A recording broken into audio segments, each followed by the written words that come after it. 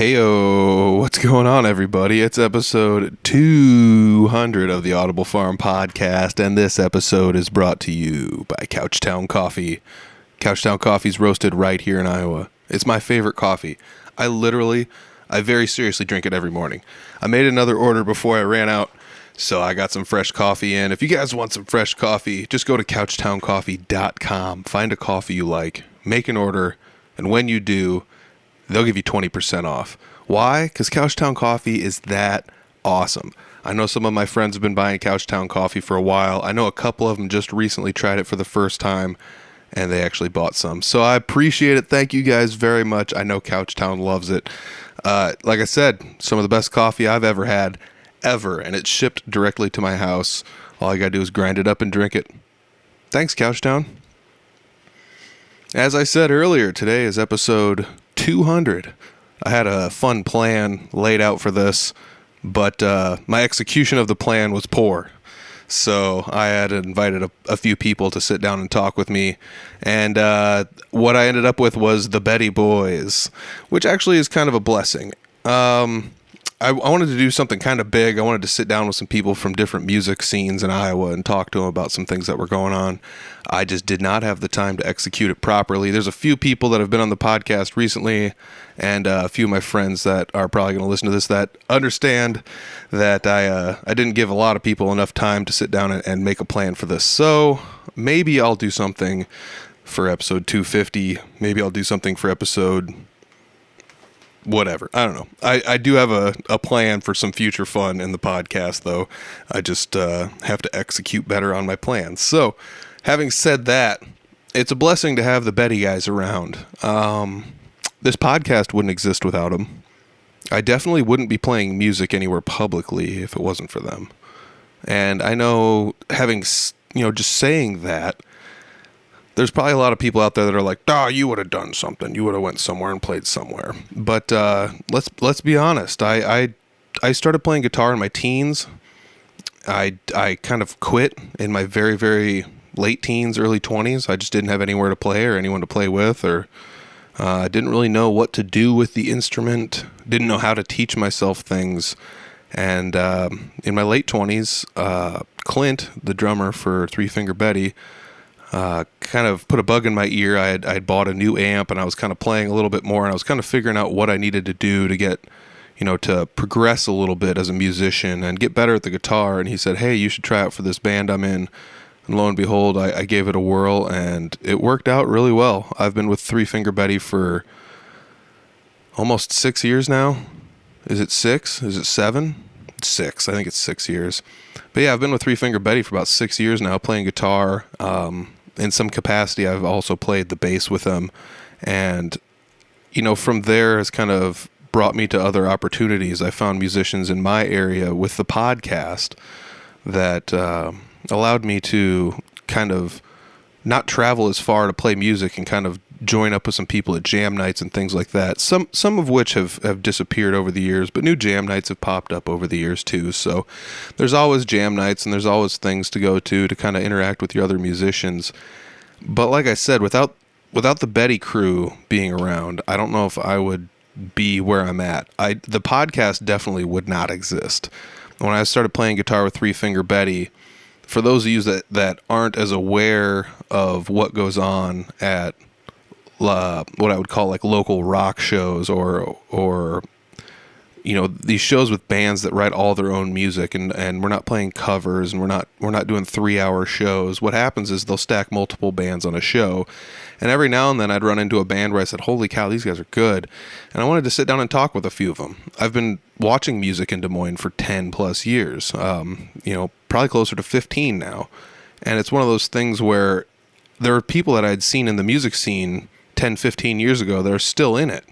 And those people deserve some recognition. So I started talking to some of them, and the podcast kind of just evolved over time. I talked to musicians, I talked to comedians, I talked to artists, professional wrestlers. I talked to people who are just starting out playing guitar. I've talked to people who are very well tenured, and it's been a fun trip so far, hitting 200. And I just wanted to, before I get into this episode, which is coming up quick, I just wanted to say thank you to the Three Finger Betty guys for for helping me on my journey. Like I said, I wouldn't be here without them, and that goes for Clint and John, Jeff Furch, Geoff. I mean, all the people that I've played with in Three Finger Betty in some capacity. I really appreciate it.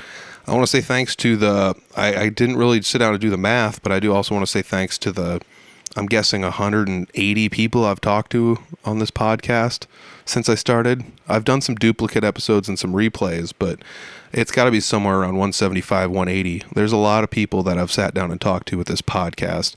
And I also want to say thanks to everyone that's listened for the first 200 episodes. If you really want to get technical, I did an episode 0, so last episode was technically the 200th episode. So Patrick, you got the technical 200th episode, but this is actually the one that's titled episode 200, and I'm sitting down with the Three Finger Betty boys.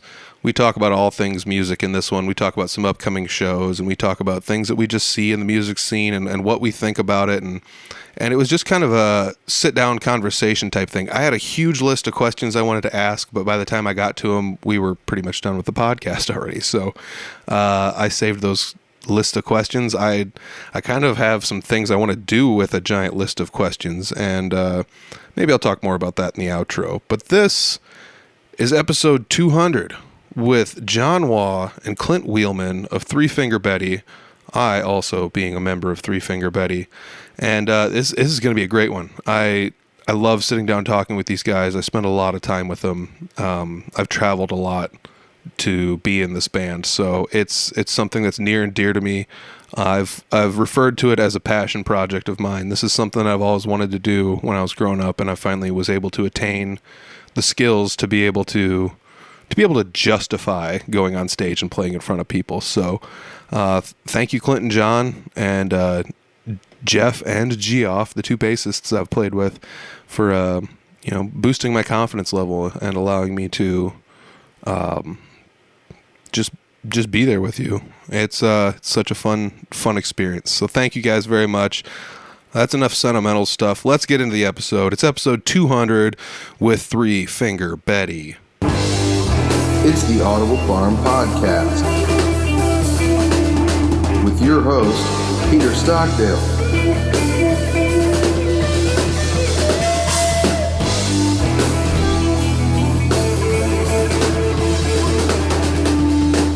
So today I'm sitting down with John Waugh, I'm sitting down with Clint Wheelman, and it's episode 200 of the podcast, and it's an all Betty podcast, I guess. Another one. Yes. Yeah, it's turned into one.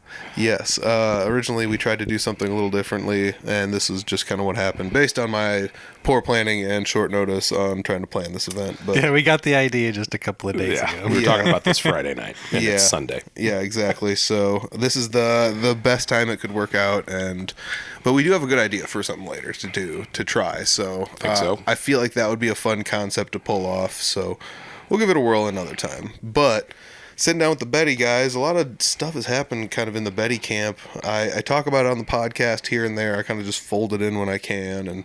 But there was been an occasion where our bassist has left, so he is going to play a few more shows here or there, or maybe one more. Or at something. least one. He'll be playing with us at Lefty's Live Music August 16th, which is a Tuesday night, with good friends Gravis Somnia and Error to Sorrow.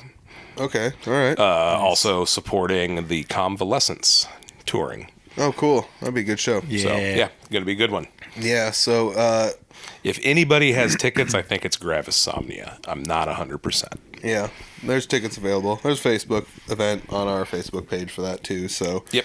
You can check that out there. But yeah, we've had like a couple occasions where I've actually got to play bass with Three Finger Betty, which I've kind of mentioned a little bit on the podcast. But yeah, basically like when needed, I'll play the bass, and it's kind of how you started the band anyways. You were a 2-piece at the very start, and then you were a 3-piece for a long time.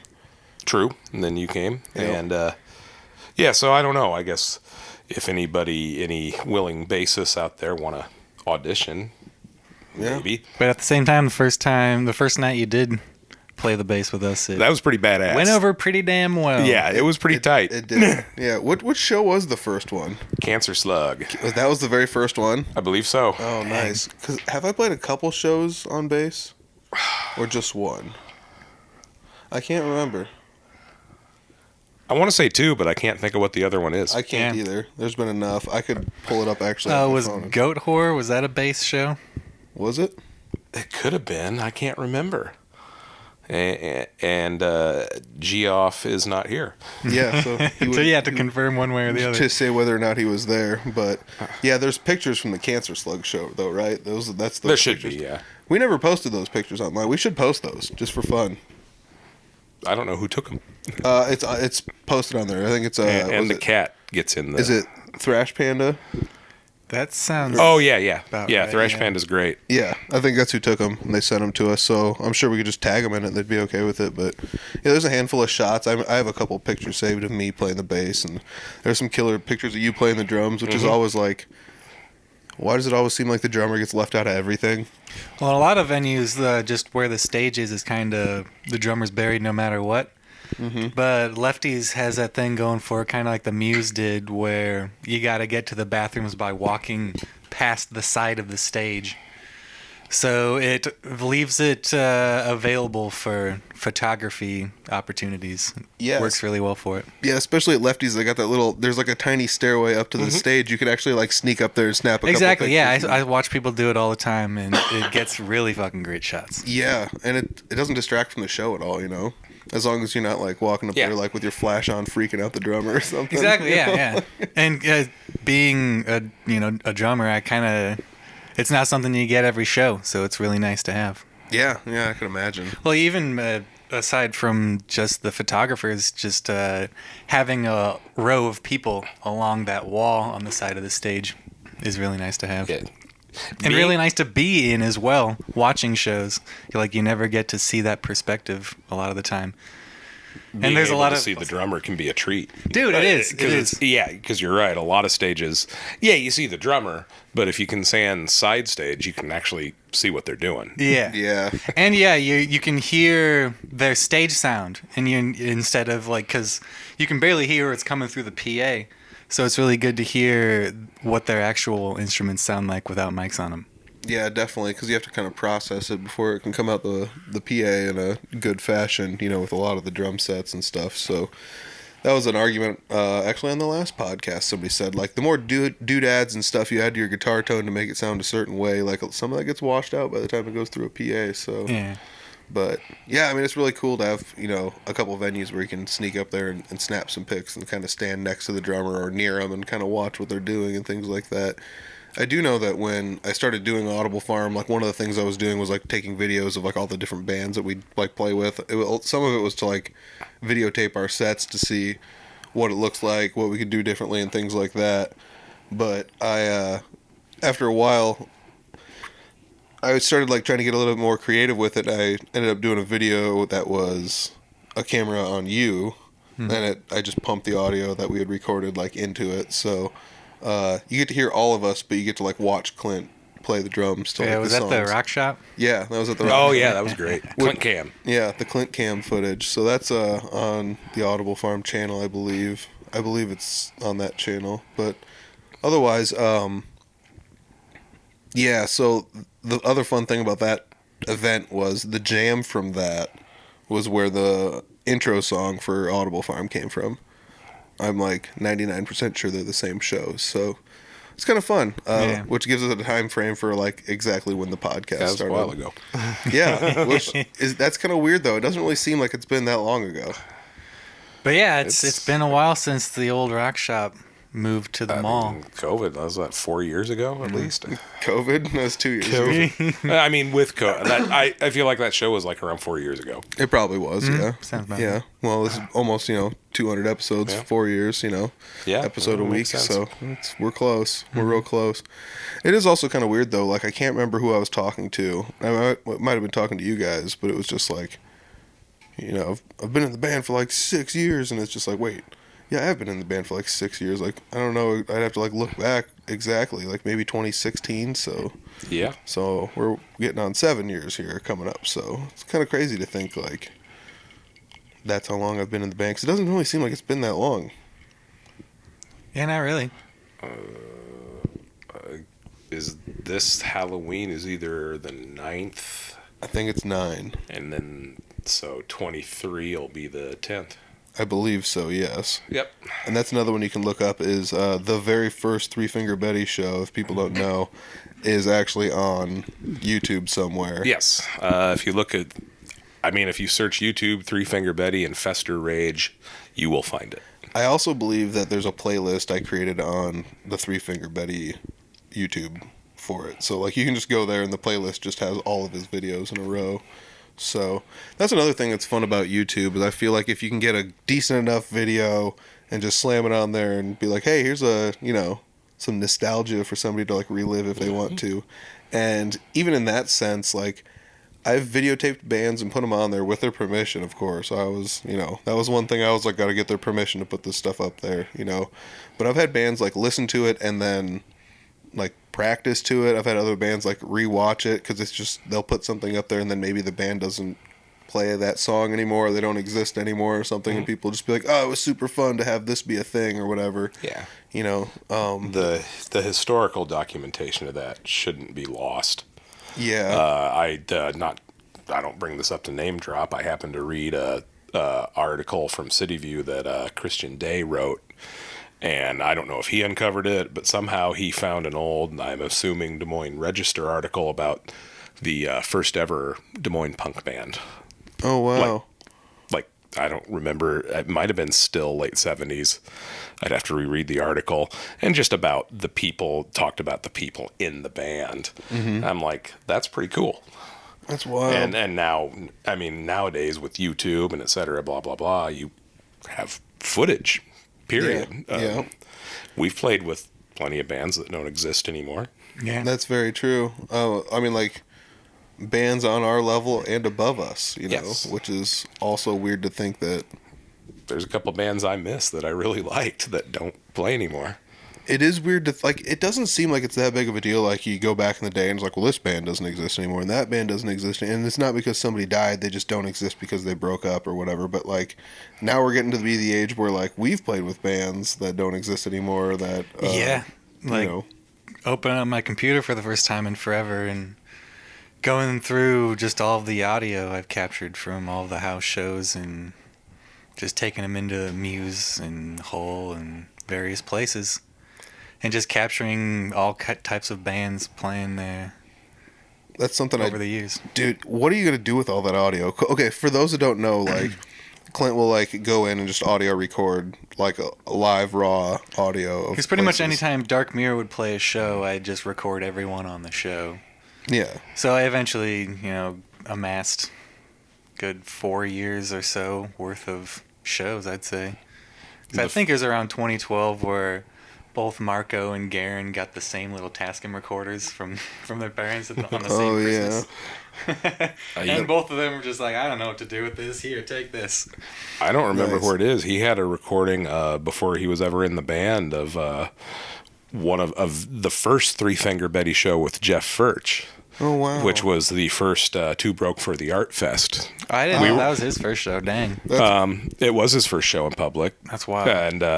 And it was on, but he just recorded everything because I remember checking it out on a Dark Mirror site. Oh yeah, that was the other thing is every time I'd record a house show, well, the house shows would be like oftentimes up to 10 bands. So yeah, I'd record the whole night and I'd put it all on Bandcamp. Oh, nice. So for a while there, you could hear all the In Our House shows. That's what we called the series. You could listen to all the frickin' bands, mostly the Minnesota bands. That was the one constant, I think, on most of the house shows. We had either Plagued Insanity or Goro or anyone from up there, and it was always a fun time. Yeah, I can't recall if I was at that Two Brook for the Arts Festival. It was the first one. I think I might have been at that one. Yeah. I'm not 100% sure, but I think I was. I mean, I'd have to listen to it again. I feel like at the time, we were not a metal band, and the flyer's behind me, I think. Yep, it's up there. Yeah, because Darkmere, Lochnar, and King Goro, speaking of Minnesota, and then me, my piddly ass, nervous as hell, playing first. Yep. And, And Furch just being like, what the fuck am I doing? and Geoff was still the drummer, and that was interesting. I remember when I did listen back to it, the last song, which is Often Drunk in Church, I did my thing at the solo part, and I actually did get applause for that. That was the only time I didn't hear crickets. Oh, well, yeah. I'm like, I got him at the end. Yes. So that's a tough thing, like going to shows and playing and just hearing crickets. It's like... Nobody had ever heard of us. First time, basic, almost. Yeah. I mean, it's weird sometimes because it's like... Sometimes it's not your fault. Sometimes other things are going on. Sometimes the place is empty. Sometimes it's not empty and there's still crickets. It gets a little weird sometimes when you play like original shows at like club venues.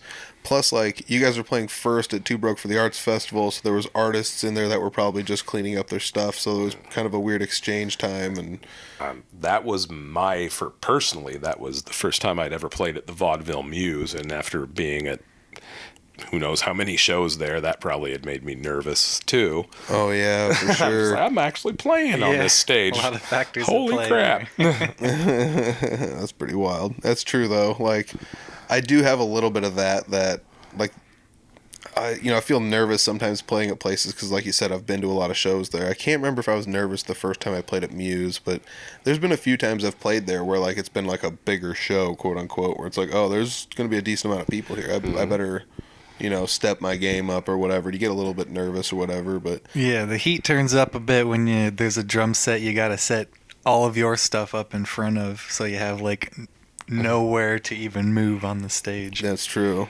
Yeah. I mean, that is a little rough. I've done those shows. It's too. fun. It's a high pressure situation, but it's fun. Yeah, it's pretty nice.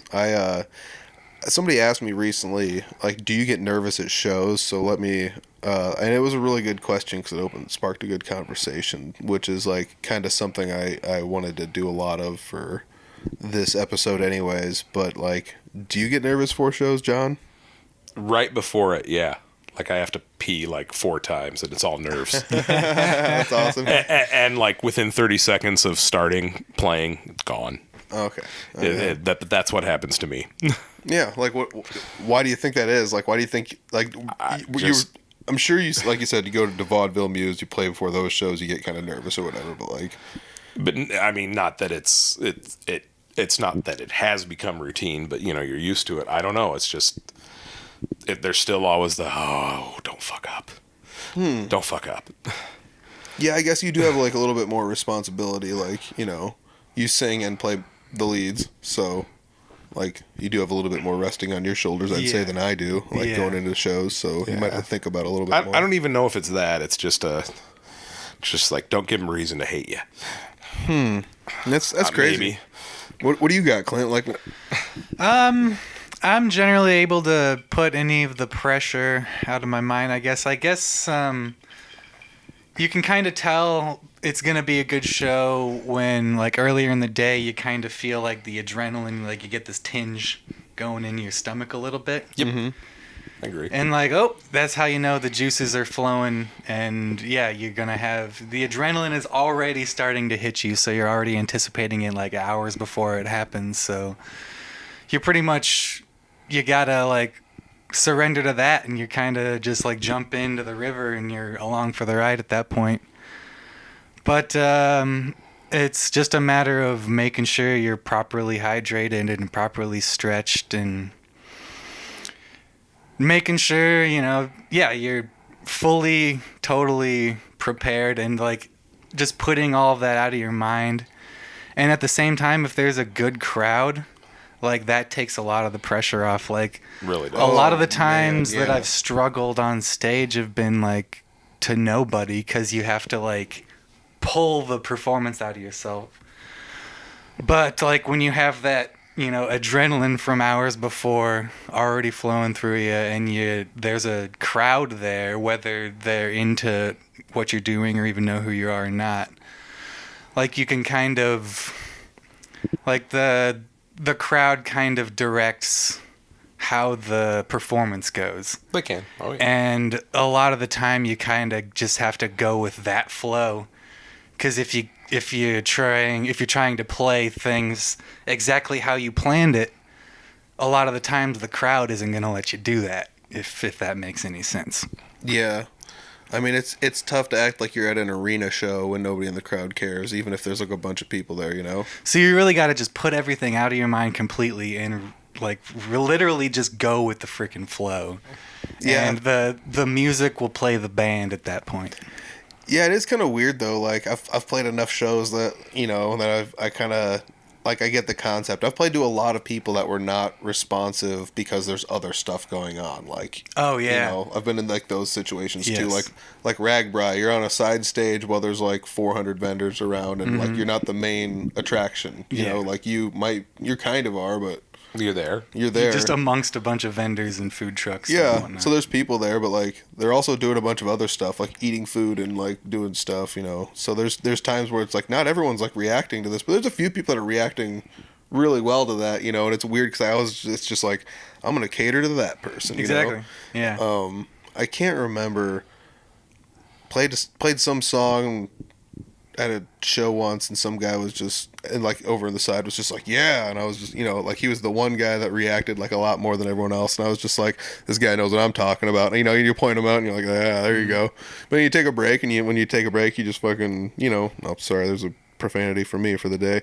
You fist bump the guy, and you're like, that's what I'm talking about, and he, you got a little in to talk to somebody, in intermission, and you kind of like, it's almost like being a comedian, like you're almost heckling the crowd, or like reverse heckling, you're not like, you guys suck or whatever, you're kind of like pumping them up. Like, that's another reason why it's good being in a place like Muse or Lefties and having the people along the side, because being behind the drum kit, like I can't even see the first row of people because the lights are in my face and just everything is black, so it's hard to tell if there's even a crowd or not. And you can, a lot of the time it's hearing them. It's like, okay, there's people here. That's pretty cool. Like, you were talking like catering to the one guy who's into it, where the Sleepover played last week. And, it was a great show, but there wasn't a lot of people there, and no worries that. But there was this kid, it was all ages. And all I can say is he had an eye patch and was wearing a dress, so hopefully I got the pronoun right.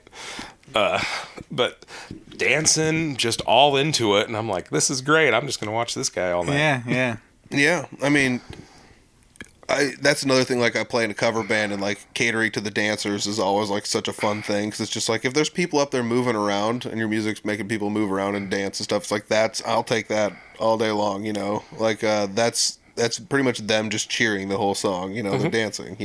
And I'll take that from anybody at any show. It doesn't matter whether or not like we're playing punk music and they're moshing around or skanking or whatever the punk dances are. I don't know what they all are, but yeah, it's pretty fun though to think like we were talking about getting nervous before shows, and like my response was something to the effect of like, I remember like I never really got like super nervous. I think some of the first times I got really nervous for a show was definitely when I played like bigger venues. Like when we played like Muse for the first time, I was probably just like, ooh, like this is crazy, it's gonna be nuts or whatever. Like I can't remember what one of the first bigger bands we opened up for. It might have been Night Demon.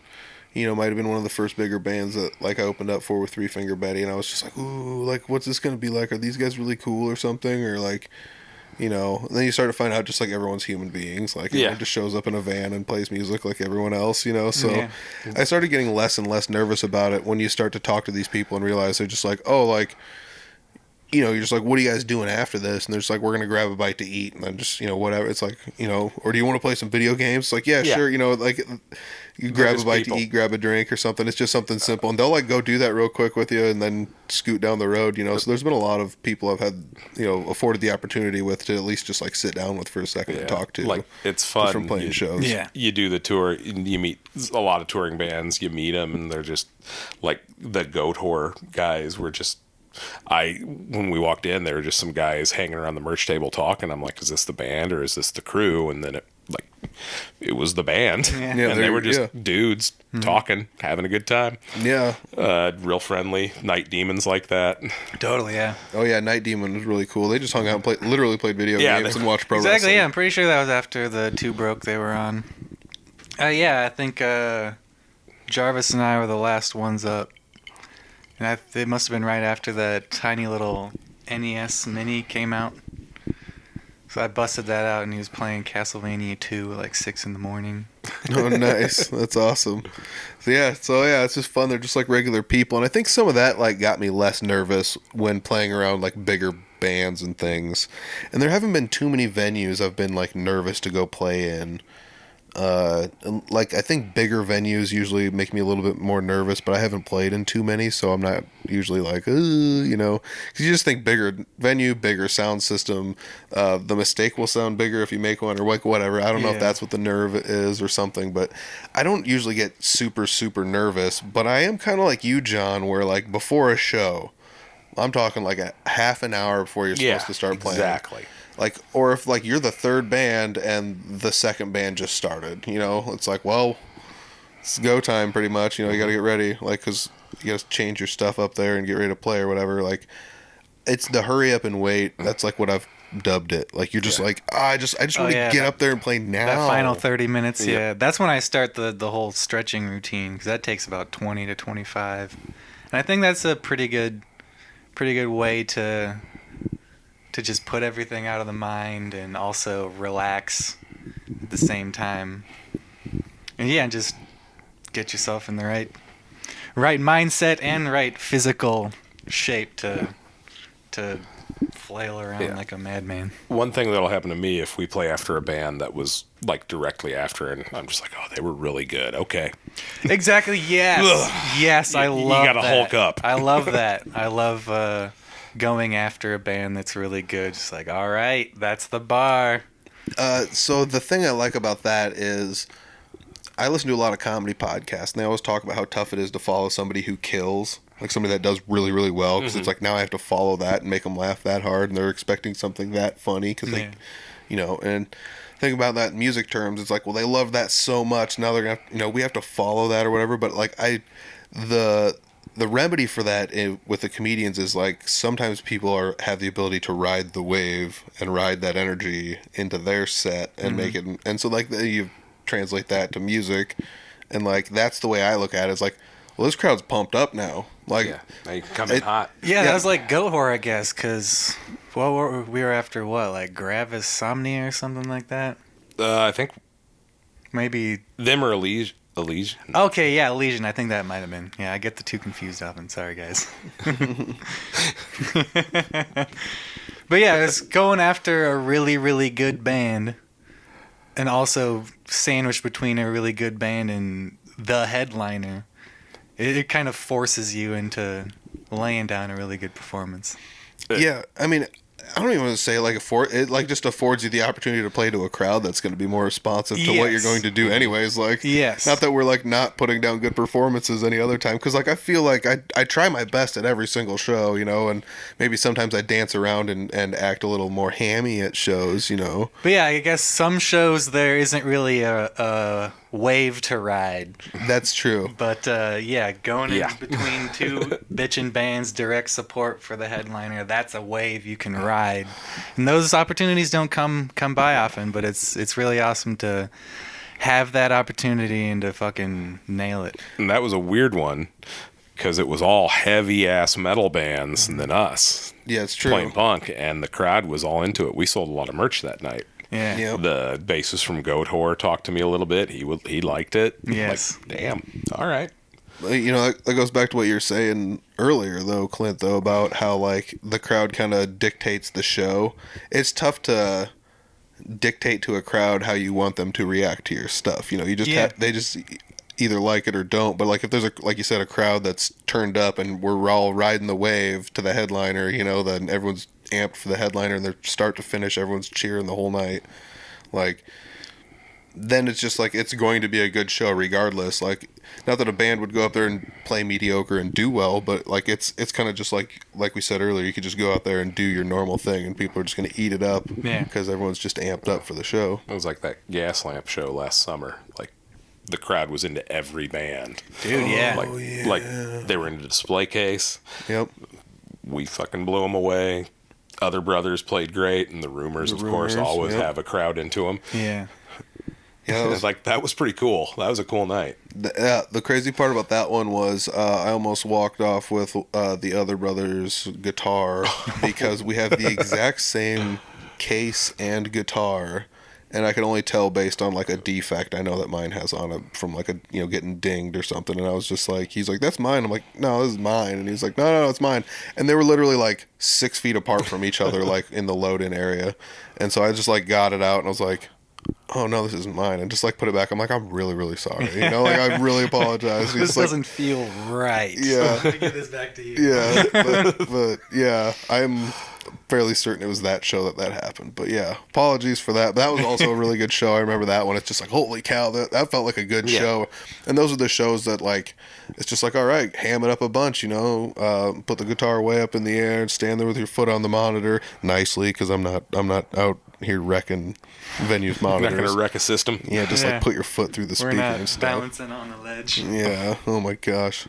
But yeah, I should just put one of those on my pedal board, because they actually have those that are they're footrest. Some of it's for like playing acoustic or whatever, but if you want to play an acoustic, but it's like put a strap on the acoustic or whatever. Anyways, but yeah, so it's been a fun time actually going out and playing all these shows with you, and I've had a lot of time to like drive around lately when I playing shows with you guys and Jesse and Clint Riedel, and I played a show with Scott Kirkhart, and I've played a lot of shows lately. So it's been one of those things, driving to all these shows, I get little time to like reflect on like all the opportunities that have been afforded, and we've been lucky enough to open up for a lot of these bands that are like, I would say, pseudo famous. Like, it's weird because the music scene now, it's like you're either like on top of the mountain famous, or you're like in a tier that's below it somewhere, but the tier below it is so below it that it's like you can name a band and it's just like, oh, they got like 250,000 people on Facebook like them, but how do I not know who this band is? They're still like a mid-card sort of they're band. touring all over the place. They've opened up for tons of people. Like, band's been around 20 years, and no offense to them, but 20 years touring out 10 albums, whatever, and they still play a club show.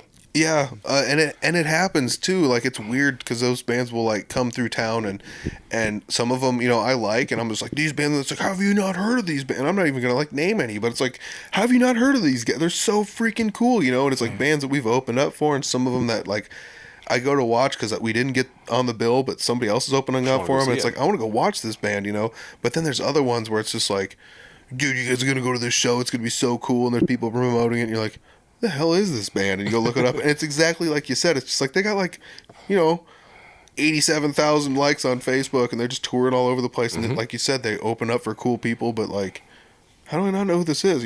Got eight albums deep and 15-year band, and you're like, okay, like I've never even heard it. You listen to it, it's like, this is good. Like, it's so crazy that there's so many bands like that out there that exist. But we've gotten the opportunity to play with a lot of these really, really cool bands like that have had a lot of history, which I think is something that is weird with a band, because bands are always, like I've always said, like a band is whatever you want to get out of it. And if you just want to have a band where you can just like party all, like go to a show, throw a party, and that's what you're getting out of it, cool. If you want to do a band and your main objective is to record stuff, cool. But as long as you're like creating something while you do it, and like the history of all this stuff, we were kind of talking about that, is pretty wild.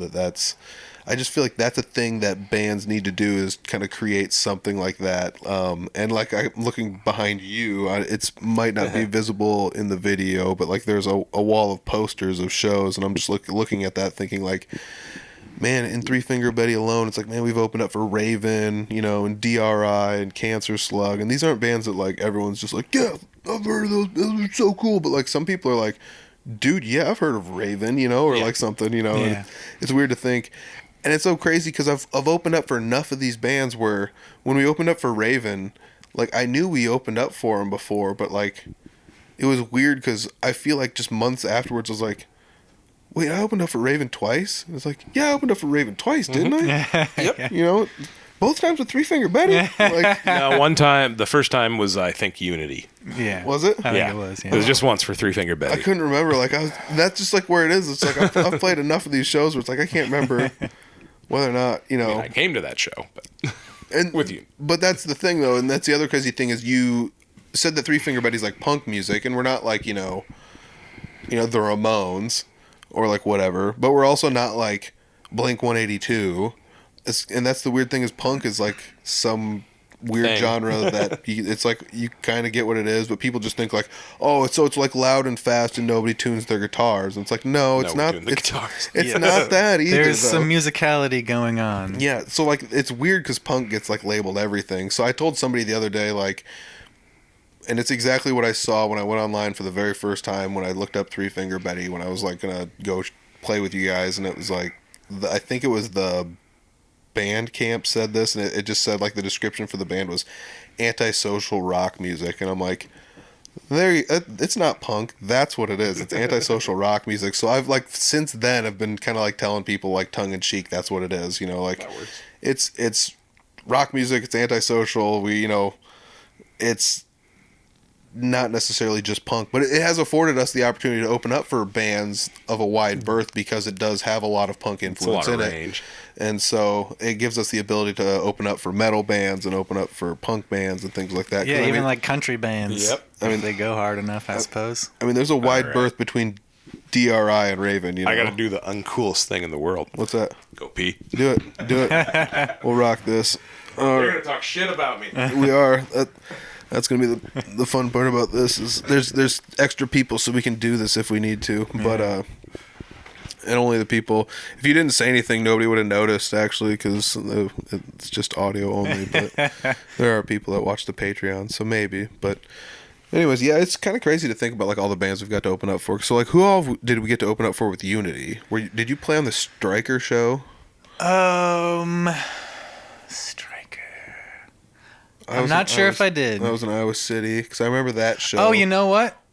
I think I did. It was at Gabe's upstairs. Yeah, that was one of the very, very early Unity shows I did, I think. So if I believe, that's another one that's like a blur to me. I just remember playing and it's like, cool, we played well. Because I think there was another band on that show that I only remember because their drummer, when he did 16th notes on the double kicks, instead of doing right, left, right, left, right, left, he'd like alternate. So he'd do like right, right, left, left, right, right, left, left. Oh, wow. And that freaking twisted my brain right up. That's crazy. Yeah, that takes some chops to pull off. And he did. It's freaking pretty amazing to watch. That's wild. Was that like the headliner? Because that would have been like what Unleash the Archers. That might have been it. That might have been it. That was the name of it. Yeah. But, yeah. So like, with Unity, we got the opportunity to open up for a lot of bands too, though, because it was just like very, very intricate metal, and that was like. I remember that probably being one of the last times I was like super nervous, was like playing a few Unity shows, because it's like there's a lot of spots in this where I have to remember exactly how the song goes, and there's cues where like harmonies come in where we have to nail them at exactly the right time. And it's not so much like chord progressions as it's just like actual riffs that have to be played a certain way every time. Yeah. It's like here's the main riff, but it changes every time you play it just a little bit, and you have to remember what all the changes are. And it was pretty involved. Doing the Unity stuff, it was fun. Yeah, there's a couple of the first shows I played with Unity. You can actually like watch me. I just stand there and stare at the guitar the whole time because I have to like pay attention to what I'm doing. Because I'm like I have to make sure this is good or whatever. But it's no different than playing with Three Finger Betty. You start to realize the parts where it's like these are the parts where I've played them enough and I'm comfortable enough playing these that I can like move around and do stuff or something or ham it up if I want to. You know, so like the more shows in Unity, if I had to go down the chronologic order of all the pictures. Like the farther I got into playing with Unity, the more I was like the whole like foot on the monitor with the 3 guitars pointing at the crowd nonsense. You know, like doing that whole like metal stuff. Yeah, So the Judas Priest stage maneuvers. yeah, so there's a lot more of that going on the better I got into it. Do you ever feel like you get to miss out on all that stuff that everyone else does being the drummer, where you're just like, I'm stuck back here and I don't get to like ham it up or like walk around the stage and be like, yeah, look at the crowd, like point at people and be like, woohoo? Or Well, being in the crowd at shows and watching the drummer, I kind of prefer if he'd not do that shit and just concentrate on playing. But that's my opinion. But I suppose it can be cool, but very, very sparingly.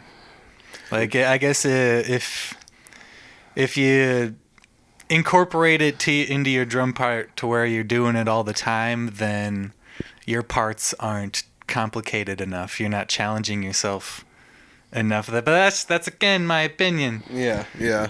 So like I also do remember you saying once though, like, don't play something that's so far outside of your abilities that you can't replicate it on a consistent basis though. That's true. There's that so with everything there's a balance. Yeah. There's a balance. So I do recall you and saying at the same time, like maybe doing the stick twirling and the standing up while you're playing and all that stuff, maybe that's their way of challenging themselves. Yeah. I mean, it comes back to if that's what you want to get out of it, and then it works. You know, I mean, it worked for Tommy Lee. Yeah. You know, yeah. And he's still good. Yes. So. Dude, yeah, he fucking dude's the man. I'd say he's one of my earliest influences. I'm gonna go ahead and say that. Not a bad one to have though. Because very, very early memories sitting in the back of a dude's like Camaro or Trans Am. His name was Todd, which was awesome. Beavis and Butthead style. But yeah, sitting in the back of his Trans Am or whatever, and he was blasting Same Old Situation. Like that's one of my very earliest child memories. That's super cool. That's super cool. So like I hate to just like call people out, but when you think about the overactive drummer, the one that I've seen a couple times live in person, that was easily by and far the most overly flamboyant behind the drums, and then on top of that, like would take like tiny pauses in the songs to like go nuts, and like stand up and beg to the crowd. Yeah. Do you know who I'm talking about? Like, do you have one in mind that was just like way over the top compared to everyone else? A guy who played for Marty Friedman. No, you nailed it. That's exactly what I was gonna say. I believe his name is Chargey. The dude is pretty over the top. He kicked ass. That he somehow so like let's put it this way, like the dude has a cartoonically huge drum set. You have a big drum set. Yeah. He's got but like if you drew it out, it would just be like a cartoon, like a U shape of drums if you're looking at it from the front. Yeah, I think he had it all set up really low so you could still like see him from the waist up, basically. Yeah, and you could he would like climb up on top of the stuff and like grab onto stuff and like get people to cheer. He was like standing on his snares and his toms and stuff. Yeah. Like he was just going nuts. But he was also really good. Yes. And there were parts in the songs that would call for that and whatever, but that would be another person that was just like, after a while though, it got to be cartoonic. It was just like he's like just climbing from like one side of the drum set to the other, like getting the crowd amped up. And this is it's just part of the drum part. Yep. Like it's nothing you're gonna catch in the studio, but it's all part of the performance. I guess it's like Angus recording AC/DC solos. He's still like climbing up the walls and rolling all over the place, even though he's in a freaking studio. That's just what he does when he plays. Yeah, why not, I guess, if that's what you're doing. You're feeling it, you're feeling exactly, yeah. Yeah, I mean, does Steve Vai not make faces when he's making, when he's playing in the studio? He's got to have air moving, blowing his hair back while he's playing. Oh my gosh. The best thing you can have It's live. tough as hell to record, but it's easy to pull out. Oh, it's classic. Oh, man. So, yeah, we were talking about bands we got to play with. And, I mean, it's really cool that we get the opportunity to play with a lot of these bands. And, I recently got an opportunity with Jesse Wilson to open up for Steve Winwood's daughter. And it was Lily Winwood. She's amazing. She actually told a really fun story about how she... Like when she was growing up and she first started playing solo shows and writing her own music, everyone was always like, yeah, Steve Winwood, yeah, and you know, like, Do you play the keyboard too? do you remember being a kid growing up when people like compare you to like your parents or like an older sibling or another sibling? You just be like, oh man, this sucks. Like, don't compare me to them. Like, I'm not, you know, I'm not gonna be like my dad, or like, you know, when you're a teenager, that's what everybody thinks. I feel like, you know, but she's like, you know, and then you grow up and you start to realize you appreciate a lot more for what it is, you know, and that's just growing up and becoming human and you know, understanding the world a little bit better as you age. But she talked about a story once where it was like one of her first handful of shows. She was like maybe in her early 20s or something, and people kept like yelling for like a Steve Winwood song, like a really specific one, and she like eventually was just like, I've had enough of this crap. Like, I'm out of here. Like, you guys keep yelling for Steve Winwood stuff. I'm over here trying to play my stuff and whatever. And she leaves. And then like one of her friends that was there like comes and sees her on the side of the stage and was like, that was amazing. Like, way to stand up for yourself, you know, and be true to yourself. And can I go up there and say something to the crowd? And they're, you know, she's like, yeah. And the person went up on stage and was just like, I can't believe you people like did this. Like, it's so mean and all this other stuff. And then she, you know, the person goes off the stage and talking to Lily and just like, so like, what did they do that made you so mad? And they're like, they kept asking me to play this song, and the person that was her friend was like, oh, that was me, I was yelling that like the whole night. And so it turned out to be like this giant misunderstanding that got her mad in the first place, and it turned out to be this funny story that she has from like her, you know, childhood. So it's like, yeah, you shouldn't get so worked up about some of that stuff, but yeah, so it is fun to like open up for some of these like famous people and get those like little niche stories out of them that you're like, I don't know if I ever would have got this story out of somebody, you know, if they weren't playing at a small place here, or, you know, like whatever. You never know. That's true. And it's not. What band was it? It was a punk band. Might have been the Virgin Whores. Okay. That we were playing with. It was like either the Punk Pizza Party or something. Nice. And the singer from the Virgin Whores, real friendly guy, was just telling stories, and he was telling stories about when he, back in the day, whatever band he was in opened up for Black Flag, and apparently he snuck up behind Rollins and pantsed him. Oh, nice. And he's like, Henry Rollins ain't gonna remember who I am, but he's always gonna remember that night. That's hilarious. That's super hilarious. I have this image of him going up right down on Henry Rollins. Oh, jeez. Oh, man. Oh, yeah, and that's the other fun thing is, like, we do play punk shows and punk music, but there hasn't been anything, like, super nuts like that has ever happened at a show. Like, everybody's been pretty reserved. I'm trying to think of, like, the craziest thing I've ever seen at a show. Like, and it really hasn't been anything too nuts, you know? Like, yeah, maybe something Morbo did, but... Yeah, it's gimmicky and part of the show.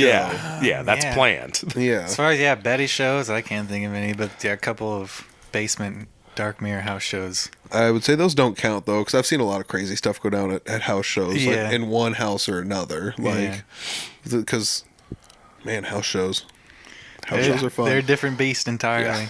Which is crazy to think that like how many different styles of shows you can play. So like, you can play a club show or a house show. Those are kind of the two big ones that we play, and it's like 99% club shows or whatever. Yeah. But like, we played in a taco restaurant like not too long ago. Like, we played in a lot of like weird places, you know. They got a stage and a sound system. Yep.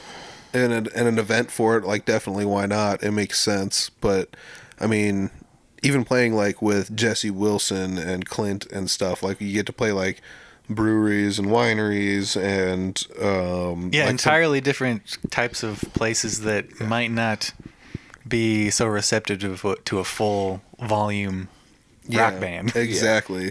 Yeah, it makes me think like the equivalent of playing a house show for Betty would be playing a private event for a cover band. Yeah. So like a private event is like, you know, come to our backyard, we're all going to be, you know, drinking and hanging out in the pool or whatever. Yeah, like a graduation or like a family reunion or something like that. Yeah, yeah. Oh man, like I can't remember, like, you know, wedding reception or something, you know. The post-wedding reception or something, you know. It's something weird like that. You get into those kind of things and play those types of private events, so...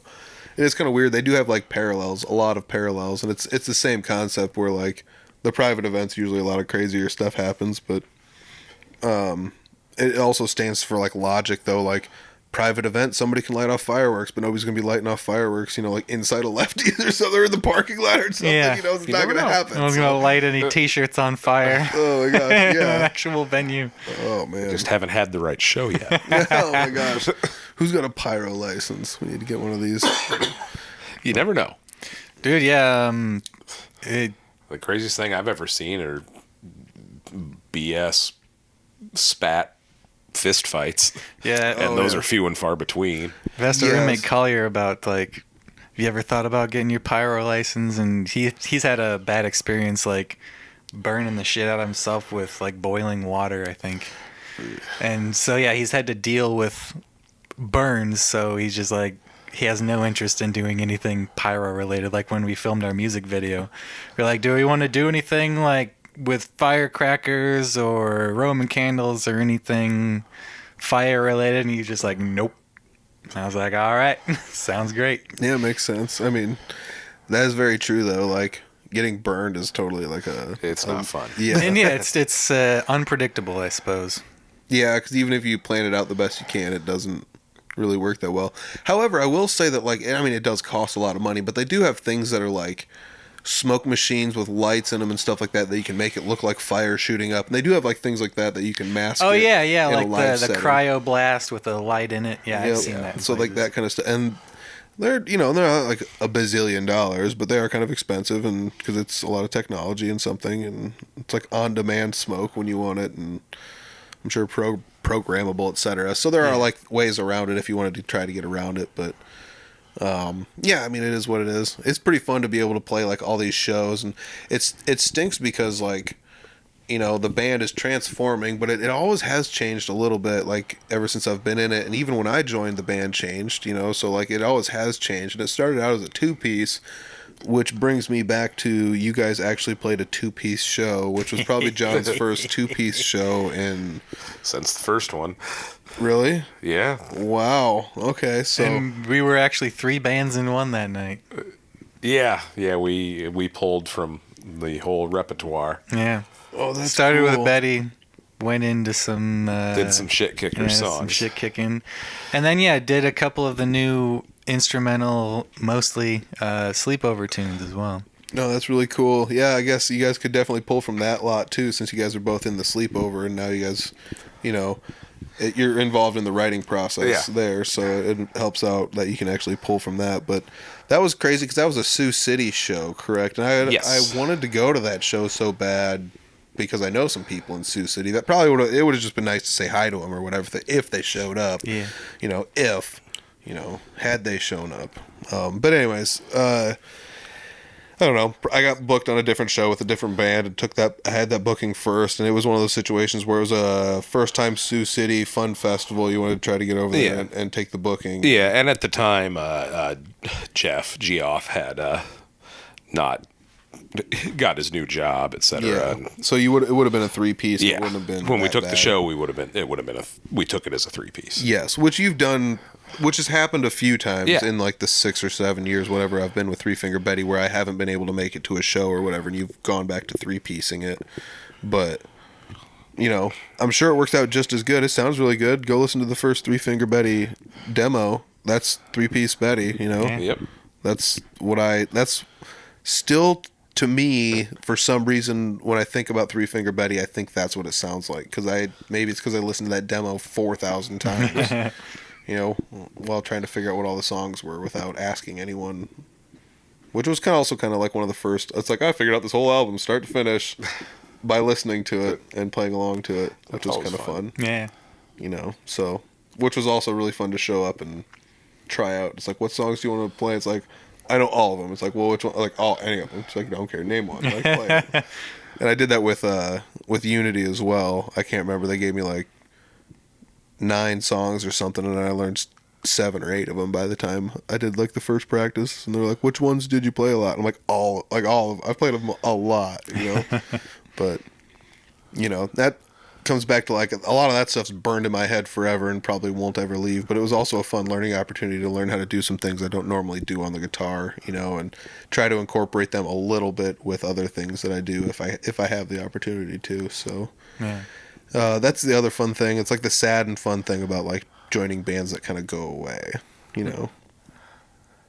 Yeah, kind of. The lesson I guess you take from that is to not be fully attached to anything that you're a part of, because anything could come along and just disrupt it just a little bit to where a band can't be a thing anymore. So it's always been a delicate situation having a consistent band lineup, and it's even harder having less opportunities for bands nowadays. Yeah, so it's even more of a miracle that bands are able to stick around long enough and do things. And going back to finally finding out what bands, finally finding out about cool bands. Sorry, and it's not until the band has been doing stuff for a decade and a half. Yeah. So the lesson in there is don't break up. Like, no matter what, like, persevere, keep doing things, like, keep practicing, keep writing, just keep doing things, and eventually people will figure out who you are.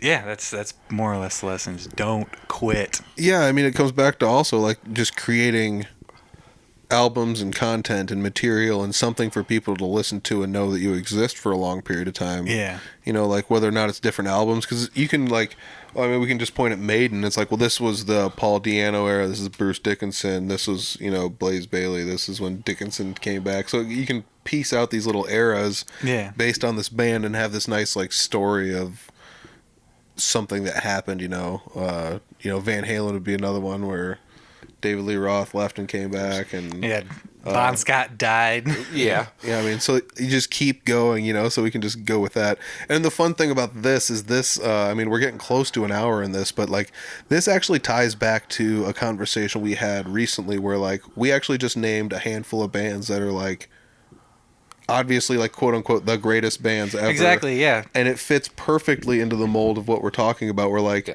something bad happened here, and they could have just hung up the towel and quit. Mm-hmm. And like, I got this job. I could just do this job and get paid doing that. Or just kept their millions and lived conservatively forever easily, Yeah. So, like, that, brings me back. Like, it makes me think about, like, what are some of the other super, super big bands that, like, might have had, like, a story, like, that's kind of like that, where, like, had they not went along with the lineup change, they wouldn't exist anymore. I mean, the obvious answer is, like, all of them now. Like, Leonard Skinner's not all fucking whatever Leonard Skinner used. It's like every band is now a ridiculous shell of its former self because everybody's getting old. Pink Floyd got popular a certain way, but then they changed and then got even more popular in that way. Yeah, so you can kind of point and argue at certain things, but I'm trying to think of, like, who's another really big band where it's like somebody died and it's like, had they just quit, it wouldn't have worked, and they just brought somebody else in and it kind of worked. It's like Alice in Chains is like that. I mean, they took a long time before they came back out with a new singer, but, their singer overdosed, and okay, now what? I guess we'll see how this Pantera thing turns out as well. Yeah. Oh, yeah. But like Alice in Chains, I think they've released 3 studio albums now with the current singer. So I'm like, they're obviously doing just fine. Mm-hmm. Yeah. Playing shows. Yeah. And I mean, the Pantera thing brings up a good point, because when that got announced on Facebook, you were on one side or the other, it seemed like, and people... And they didn't announce the whole, like, lineup yet, like... And there were people that are just like, we get it, Pantera, what the hell are they gonna do? Who's gonna fill Dime's shoes? Who's gonna fill Vinny's shoes? And then they were like, oh yeah, it's Zakk Wylde and Charlie. And as soon as they said Charlie, I think a lot of people just, like, fell off the edge of the fence on the, I think this is gonna be good side. Yeah, I mean, I'm sure that would definitely work out. It is what it is. Like, it's kind of like being mad that Damage Plan was a thing, but, like, Damage Plan obviously wasn't called Pantera 2.0 or anything. But I feel like, Zakk Wylde, I feel like might have been kind of a given, and that could have gone either way. Like, that would have been cool. Of course it's gonna be badass with Zakk Wylde, but if, like, leaving the drummer up in the air, it could have gone either way. It really could have gone either way. Yeah, that's true. Yeah, I mean, like, and I think having Charlie in there really fucking puts it over the top. And it's like, all right, this is gonna be accurate. It's gonna just gonna do all this justice. Like, we've got nothing to worry about now. It's in the hands of good people. Like, he reminded me, we're talking about bands that went through whatever, Charlie Benetani's from Anthrax, and for the life of me, I am blanking on the singer's name from Anthrax, but then he left, and here's John Joey Bush. Belladonna. Thank you. Is that it? I can't believe I didn't remember that. Yeah. But then, John Bush came on board, and they sounded different. His vocal style was so different. Yeah, he's even But it was different. still cool. He was even different from like the early days of Armored Saint, because I feel like that's what they were wanting. That's what they were expecting out of him, and then he did what he did, which was fucking badass. But it definitely was different than the early Armored Saint sound. Yeah, definitely. Yeah. I mean, oh man, Anthrax was such a good band, and they had like who was it Dan Spitz? Was Spitz something Spitz? Yeah, I think Dan Spitz was That was the guitarist, and he Lead left guitar. after a while. Yep. And it's just like, is it still going to be good? It's like, yeah, I mean, they still made albums that were still great, you know? So there's a lot of different bands that have gone through changes like that. And it's weird that it seems like a lot of the biggest bands went through those changes. And obviously, it usually comes back to the original one. Like, who was the guy that was the third singer for Van Halen? Gary Cherone. from Extreme. Yeah, so it comes back to like the argument that like that didn't work out so well. So going back to either of the first two would have worked out well. When you bring in the third, it's like, well, we'll go back to either one of those because this didn't, And it's not that he was bad, but like it's kind of like Motley Crue with John Corabi singing for a while. Yeah, Where, like, they did the one album with him. and like nobody remembers that, It's- Hooligan's Holiday. Yeah. and I think that was it. yeah. So, yeah, I don't know. Anyway, so like there's just like some stuff like that where like, what if they like John Corabi came in, they did that, and it was just like, this sucks, and it's like that's the end of it, Which I can't believe I actually remember that. I actually saw John Corabi play live once, so that's like one of the reasons I might remember it. But there was a lot of those bands that had those moments where they like pulled somebody else in for a short period of time, and then it was like, and got to revert back to what we were doing before, and it's. It's kind of like pro wrestling, though, It comes back to that. We all watch pro wrestling, so it comes back to that parallel that, like, so much stuff that you see in pro wrestling is, like, exactly like the real world. Like, you never say never. Never say it can't happen again. Never say it's done forever, like... Sometimes the heel turn doesn't work, though. Oh, my gosh. Real life heel turn. Gross. I'm trying to do the opposite. Like, turn face. Face turn. I'm still doing a slow face turn. Slowly getting better every day. Oh man. So yeah, I mean this has been like a really fun podcast. We're about an hour in. I did kind of get a little bit out of you for that Sioux City show, which was just something I wanted to just kind of talk about because I like wasn't there. But was it fun playing as a 2-piece again? Was it something like interesting or? The weird thing was like when I had to go play a solo or something. I'm like, hey, where's the rest of the band? Yeah, it was only when the leads were happening, like when the chords were going on, the sound was full enough. But yeah, if it was just the lead and me, that was really the only time you could tell that the sound was thin. Should have had a loop pedal. Yeah, that's like the one time would have came in handy. Yeah. That was a fun day though. Who was that? What's the name of that Sioux Falls band? They were really good. Skin of Our Teeth. Oh yeah, it was Skin of Our Teeth. Yes. From Sioux Falls, I thought they were really good. Nice. Among Machines, which was a local Sioux City, was cool. They instead of it was bass and drums, rock band, but the singer played synths, and then the lead instrument was a harmonica through guitar effects. So no guitar. That's pretty wild. That's cool. And the Dad, the headliners were a hip hop act that were local, and they were pretty fun. Yeah, it had sort of a, I guess, Weird Al vibe because they would take beats from other songs and then sing different lyrics over. Yeah, because I'm 47, so anybody older. They played the Ed Lover dance from Yo MTV Raps, so that hooked me. And I'm whatever.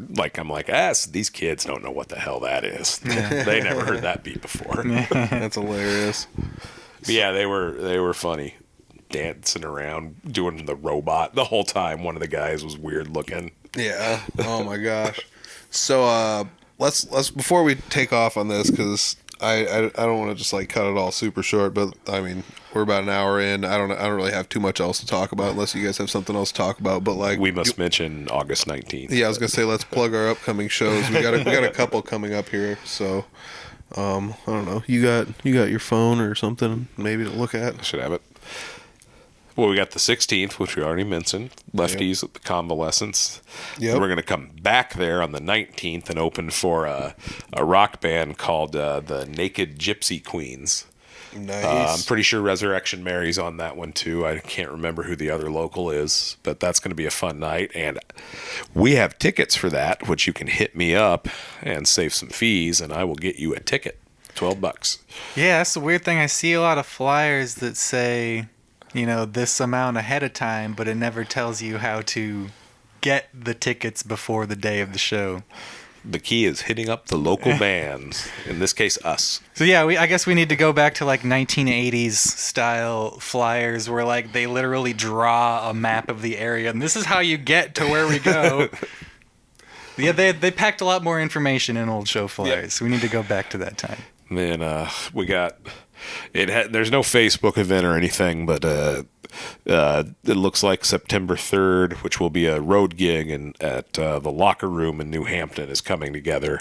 We found some people to play with. Nice. And then we'll be back in Des Moines with our friends from Omaha, the Shitiots. Oh, cool. Quicksand Devils. And then one of my favorite locals, Attacked by Badgers. That's October 1st. Dude, I love the Shitiots. Shitiots are great. They're so fun. Oh yeah, October 1st. Yeah, that's right after the 3X wrestling show featuring my wife Kelsey Magnolia. She's gonna yes, whoop some that's ass right. in Des Moines. Yeah. That's right.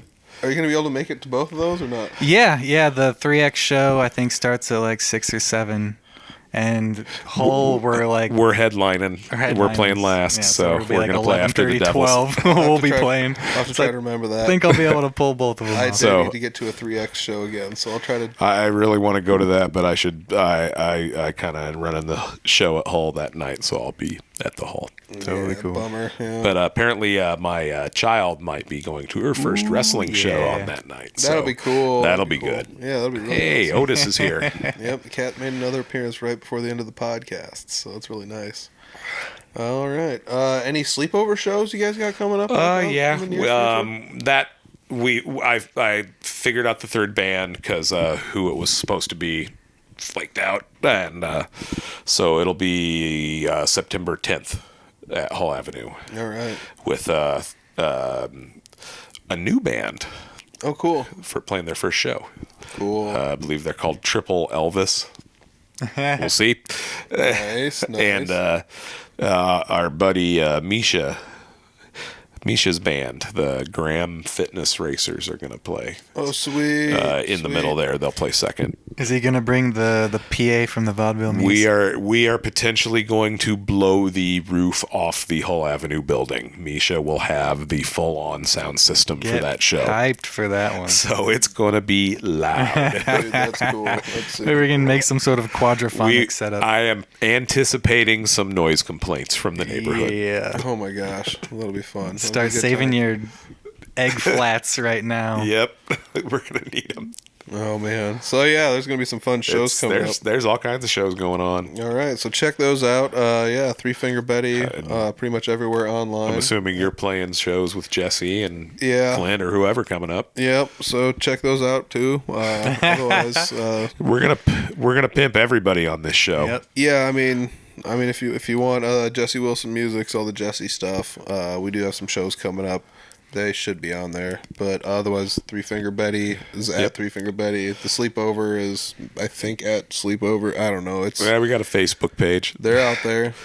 One that's I don't know if we'll ever play live, but we just put out another song, and I think it's the best one we did. I play guitar for a studio band, and it's Danny Price and the Economic Collapse Band. And go check out that on YouTube or Bandcamp or whatever. It's me on guitar, Jared from More Cheese and Americature on drums and bass, and they're all Danny's songs.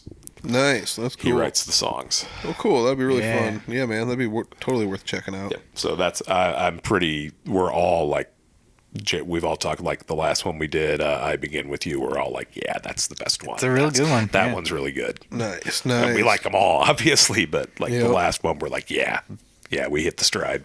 Yeah, Cool. I guess, I mean, not to plug other people's stuff, but we might as well. I mean, More Cheese, I think they got a release coming up here, too. I think they got a release, and they got tons of shows. They play a lot. I think they were just down in St. Joe last night. Cool. So check them out, too. You know, there's lots of cool stuff, actually. Check out Attacked by Badgers. Everybody we talk about, go check out. Yeah. I mean, I recall listening to one of our recent shows that Clint recorded, and that was like something you'd mentioned on the mic. You're like, we've got merch, but buy this person's merch and their merch first. You know, and you're like, I was trying to like steer everyone towards everyone else first. Like, buy all their stuff first. Like, I mean, we didn't travel for this except for him.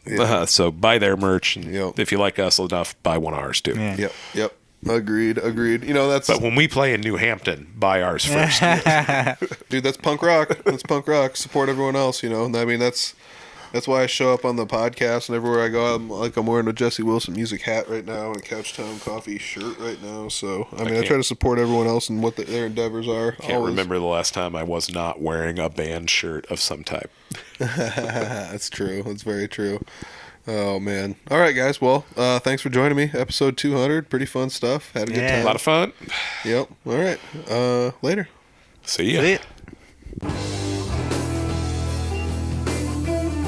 Once again, the Three Finger Betty boys. I'm just going to reiterate what I said in the intro. I wouldn't be here if it wasn't for them. It's been tons of fun. And, you know, it's opened up a lot of doors for me. It really honestly has. From playing at different jam nights to getting invited to be a host musician at jam nights, which is something I never, ever would have dreamed would have happened. To getting the opportunity to play with people in my area that I have looked up to for a long time. And a lot of you know who you are, and I really appreciate that. It's also given me the opportunity to play with new musicians and new styles of music. I've been graced with the opportunity to play with Jesse Wilson for the last year and a half, and I guess I don't know how many shows we've done, but I'd say it's probably about 100 or so. And you know, it's wild to think that he's done even more than that, because he plays solo shows too. You know, and I've got the opportunity to play songs with Clint Riedel live as well. So Clint Riedel is a folk musician, so I kind of have to change what I'm doing a little bit, but my style still stays pretty close to the same. It's very bluesy influenced, but I never once in a million years, when I started this podcast, would have ever thought I'd be playing in a cover band that leans towards country and rock, and I never thought I'd be playing with an original artist who plays mostly folk music. And it's just absolutely mind-blowing to me. I'm ever grateful to each and every person I've interacted with on this podcast, and everyone I've had the opportunity to meet in the music scene. I've had very few negative interactions because of this podcast, and I want to thank all the fans and everyone that's listened to any of the other 200 episodes. Thank you guys very much for being positive and showing the support for the musicians that are on the podcast, because that's the whole reason this podcast exists. And it's just been an absolute blast. So thank you guys very much. I really appreciate it. Thank you, John and Clint and both the Jeffs, Geoff and Jeff. Thank you to Clint Riedel. Thanks to Jesse Wilson and everyone that's played along with us in the Jesse Wilson space, from Owen to Cole, Jacob. I mean, there's been other people that have filled in for me when I couldn't make it to shows. There's been other people that have filled in for them when they couldn't make it to shows. So thank you guys very much. I really appreciate it. It actually just dawned on me, I got the opportunity to play with Scott Kirkhart too, not too long ago. So it's wild. It's very humbling. It's a tough thing. I don't know if any other musicians go through this, but I do have a little bit of an imposter syndrome that goes along with being a musician.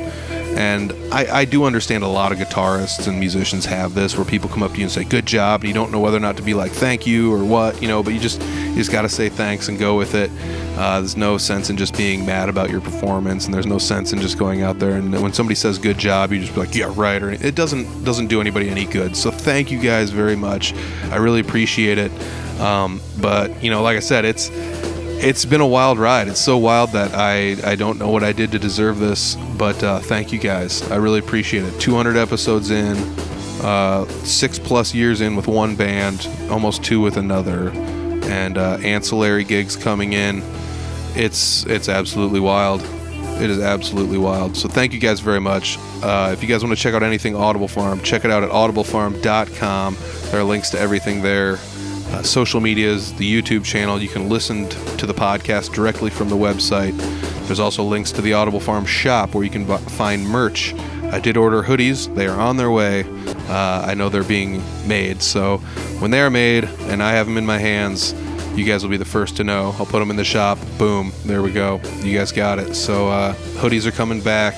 And the nights are getting cooler.